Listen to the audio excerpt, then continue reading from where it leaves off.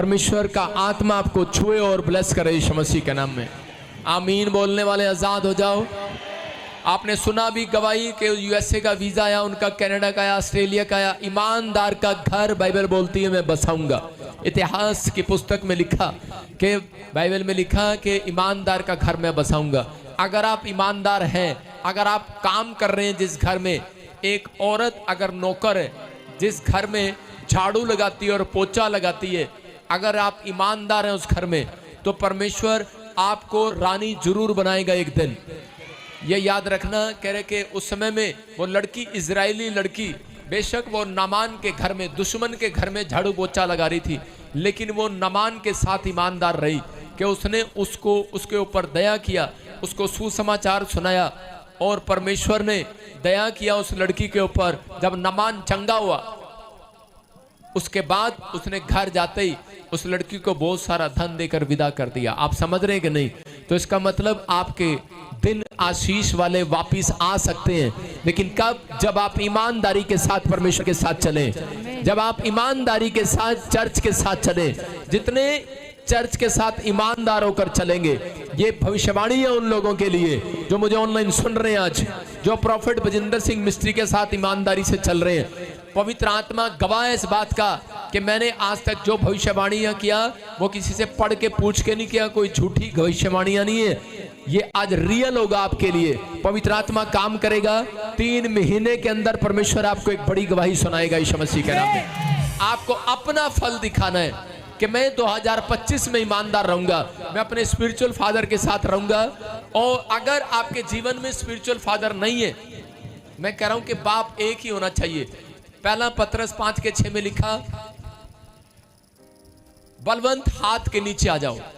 नहीं तो वहां पर ऐसा लिखा होना था कि दोनों हाथ के नीचे आ जाओ, एक हाथ के नीचे आ जाओ, ताकि वो राइट टाइम आने पर तुम्हें बढ़ाए। तो परमेश्वर चाहता है अगर आप अपने बाप के साथ खड़े हैं, तो कुछ लोग कहते हैं कि नहीं हम खड़े हैं। मैं कह रहा हूं आज के बाद अगर जो मेरे स्पिरिचुअल सन डॉटर हैं, अगर कोई बुराई करे उसको वचन से वीडियो में जवाब दिया करो। आज के बाद तुम्हें बाइबल पढ़ना सिखाया है मैंने आज तक किसी को नहीं कहा। अगर कोई तुम्हें कोई वचन की बात करता है तो उसे बताओ तुम्हें भी वचन आता है। हालेलुया। उसको बताओ कि वचन कहता है जलन होनी चाहिए आपके अंदर। परमेश्वर के अंदर जलन है, जलन कहता है कि उसके अंदर एक जलन है। अगर आपके अंदर अगर परमेश्वर के लिए जलन नहीं है, पादरी के लिए जलन नहीं है, अपने पास्टर के लिए, अपने बाप के लिए, अपने बच्चों के लिए जलन नहीं है, तो आप कभी भी आगे नहीं बढ़ सकते। ये याद रखना। पतरस के अंदर जलन थी और परमेश्वर ने उसी पतरस को जिसने कान काट दिया था उसको नंबर 1 पादरी बनाया। हालेलुया। मैं कह रहा हूं अगर आपके अंदर जलन है तो परमेश्वर आज से आपको उठाना स्टार्ट करेगा, बढ़ाना स्टार्ट करेगा यीशु मसीह के नाम में। आप तैयार हो जाओ, अपने हाथों को उठाओ और तैयार हो जाओ आज यीशु मसीह के नाम में। कहता है कि अब हम डर कर सेवकाई नहीं करेंगे। अपने हाथों को उठाओ, बोलो मैं डर कर सेवकाई नहीं करूंगा। परमेश्वर का जानू मैं, परमेश्वर मेरे साथ है और पवित्र आत्मा के अनुग्रह से सेवकाई करूंगा यीशु मसीह के नाम में। और पवित्र आत्मा के अनुग्रह से आज से मैं भी लोगों को सुसमाचार सुनाऊंगी। फैसला करो आज।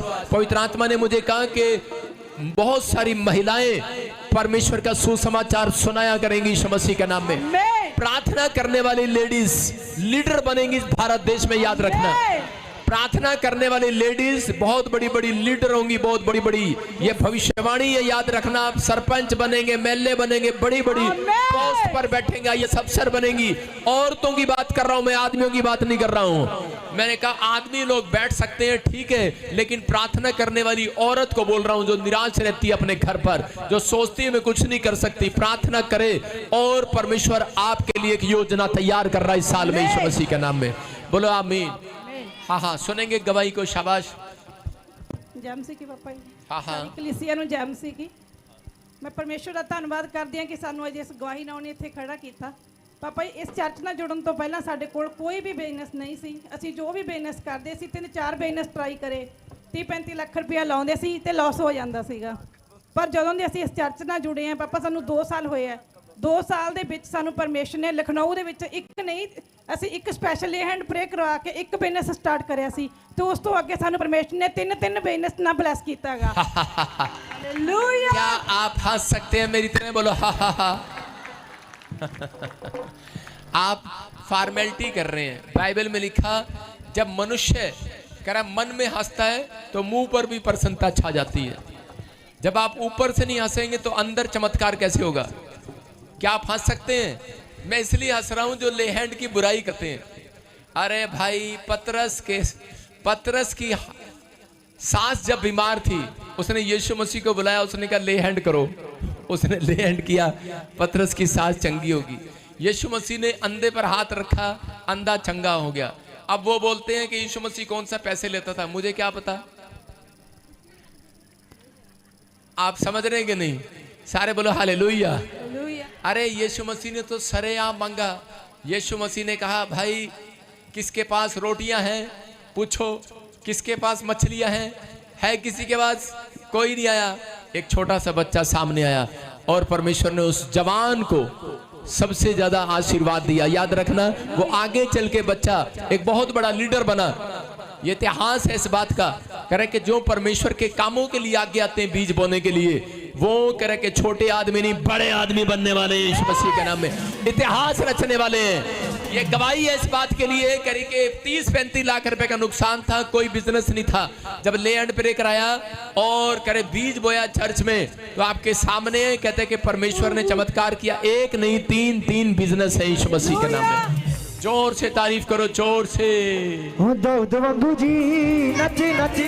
अपने हाथों को उठाओ। ਹਾਂ ਜੀ ਬਾਪਾ ਜੀ, ਉਹ ਬਿਜ਼ਨਸ ਐਂ ਵੀ ਨਹੀਂ ਸਾਰੀ ਮਾਰਕੀਟ ਦੇ ਵਿੱਚ ਉਹਨਾਂ ਕੰਮ ਨਹੀਂ ਹੁੰਦਾ ਜਿੰਨਾ ਕੰਮ ਸਾਡੇ ਕੱਲਿਆਂ ਕੋਲੇ ਹੁੰਦਾ। ਸਾਡੀਆਂ ਤਿੰਨੋਂ ਫੈਕਟਰੀ ਦੇ ਵਿੱਚ ਇੰਨਾ ਕੰਮ ਹੈ ਕਿ ਅਸੀਂ ਇੱਕ ਟਾਈਮ ਦੇ ਵਿੱਚ, ਮੈਂ ਕਹਿੰਦੀ ਹਾਂ ਜੇ ਕਿਸੇ ਨੂੰ ਕੰਮ ਚਾਹੀਦਾ ਤਾਂ ਸਾਡੇ ਕੋਲੇ ਆ ਸਕਦੇ ਆ। ਸਾਨੂੰ ਫੋਨ ਆਇਆ ਸੀ ਦੂਜੇ ਚਰਚ ਦੇ ਵਿੱਚੋਂ ਕਿ ਸਾਡੇ ਚਰਚ ਦੇ ਵਿੱਚ ਆ ਜਾਓ, ਤੁਸੀਂ ਉੱਥੇ ਸੇਵਾ ਕਰਦੇ ਆ, ਤੁਹਾਨੂੰ ਸੈਲਰੀ ਦੇਵਾਂਗੇ, ਤੁਹਾਡੇ ਲਈ ਇਹ ਕਰਾਂਗੇ। ਮੈਂ ਸਾਡੇ ਸਪਿਰਚੁਅਲ ਫਾਦਰ ਨੇ ਪ੍ਰੇਅਰ ਕਰਕੇ ਸਾਨੂੰ ਇੰਨਾ ਬਲੈਸ ਕੀਤਾ ਕਿ ਅਸੀਂ ਸੈਲਰੀ ਲੈਣੀ ਨਹੀਂ, ਅਸੀਂ ਸੈਲਰੀ ਦੇਣ ਵਾਲੇ ਆ। ਹਾਲੇਲੂਇਆ। अपने हाथों को उठाओ, जोर से तारीफ करो यीशु मसीह के कम करदा है यसु मेरा वड्डे वड्डे कम करदा है यसु मेरा वड्डे वड्डे। यारी यसु नाल लाई किन्नी फबे फबे, यारी यसु नाल लाई किन्नी फबे फबे। ओ कम करदा है यसु मेरा वड्डे वड्डे, हालेलुया। करदा है यसु मेरा वड्डे वड्डे। सुनो, जो हर संडे जिनका चेहरा सामने दिखाई देता है स्क्रीन पर, अपना चेहरा देख लिया करो स्क्रीन पर। अगर आप आते हैं हर संडे तो अगले संडे मैं कह रहा हूं परमेश्वर एक नई गवाही के साथ लेकर आएगा। मैं एक वचन पढ़ रहा हूं, जैसे इस बहन ने गवाही दिया उसी के हिसाब से, कोई आप पर क्वेश्चन न करे।